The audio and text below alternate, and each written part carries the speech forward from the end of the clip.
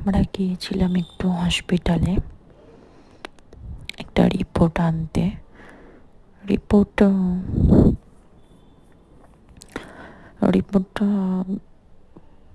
First time যেদিন গিয়েছিলাম সেদিন ভিডিও করতে পারিনি। সেদিন সত্যি খুব চাপে ছিলাম। আমরা ভেবেছিলাম হয়তো সেদিনের সঙ্গে সঙ্গে রিপোর্টটা পেয়ে যাব, কিন্তু সত্যি কথা বলতে সেদিনে আমরা রিপোর্টটা পাইনি। তো সেই কারণে আমাদেরকে আরও একদিন যেতেই হয়েছিল রিপোর্টটা আনতে। ওরা এতবার ঘোরাচ্ছিল যে আজ হয়নি, কাল হয় না রেডি।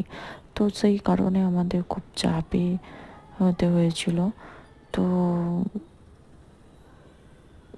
খুব আপসেট ছিলাম সেই দিনটা।